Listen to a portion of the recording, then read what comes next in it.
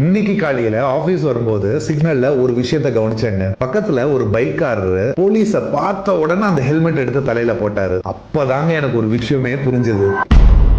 ஜெனரலா போலீஸ்க்கோ இல்ல சிசிடிவி கேமராக்கோ பயந்துதான் ஹெல்மெட்டே போடுறாங்க இன்னைக்கு. இதே விஷயம் தான் எங்க இண்டஸ்ட்ரியிலயும் பாக்குறேன். இப்போ வாட்டர் ப்ரூஃபிங் இண்டஸ்ட்ரியில ஜெனரலா கிளைண்ட் இன்சிஸ்ட் பண்ணா மட்டும்தான் அவங்க சேஃப்டி கியர்ஸே யூஸ் பண்றாங்க. இல்லாட்டி சேஃப்டி கியர்ஸ் நிறைய பேர் யூஸ் பண்றதே கிடையாது. ரீசெண்டா ஒரு சின்ன சைட்டுக்கு போயிருந்தாங்க. அங்க வேலை பார்த்த 20 பேர்ல வெறும் 5 பேர் மட்டும் தான் சேஃப்டி கியர்ஸ் யூஸ் பண்ணியிருந்தாங்க. மிச்ச பேர் யாருமே சேஃப்டி கியர்ஸே யூஸ் பண்ணல. அவங்க கிட்ட பேசும்போது அவங்களுக்கு இதை பத்தி அவேர்னஸே கிடையாது. அவங்க என்ன சொல்றாங்கன்னா, நாங்க என்ன சின்ன சைட்ல தான் நாங்க வேலை பார்க்குறோம், ரொம்ப பெரிய சைட்டா சேஃப்டி ஹெல்மெட்ஸ் எல்லாம் யூஸ் பண்றதுக்குன்னு சொல்றாங்க. பட் இதுல இருந்து எனக்கு என்ன புரிஞ்சிச்சுன்னா, அவேர்னஸே இல்லாத இடத்துல வந்து நம்ம இனிமே அவேர்னஸ் கிரியேட் பண்ணணும். நிறைய பேர் நினைச்சிட்டு இருக்காங்க பெரிய ப்ராஜெக்ட்ஸ்க்கு மட்டும் தான் சேஃப்டி கியர்ஸ் வேணும், சின்ன ப்ராஜெக்ட்ஸ்க்கு சேஃப்டி கியர்ஸே தேவையில்லைன்னு நினைச்சிட்டு இருக்காங்க. ஆனா அது அப்படி கிடையாதுங்க. இந்த வீடியோவை பார்த்துட்டு இருக்கிற இன்ஜினியர்ஸா இருக்கலாம், நீங்க இல்ல கான்ட்ராக்டர்ஸா இருக்கலாம், இல்ல கிளைண்டா கூட இருக்கலாம், உங்களோட சைட் ஒர்க்கர்ஸ்க்கு நீங்க சேஃப்டி கியர்ஸ் சம்பந்தமான அவேர்னஸ் கண்டிப்பா கொடுத்துதாங்க ஆகணும். இன்னும் உங்களுக்கு ஸ்பெசிஃபிக்கா கன்ஸ்ட்ரக்ஷன் கெமிக்கல் இண்டஸ்ட்ரியில என்னென்ன சேஃப்டி கியர்ஸ் இருக்குன்னு தெரிஞ்சுக்கணுமா? அடுத்த ரீல்ல சொல்றேன். இந்த ரீலை சேவ் பண்ணிட்டு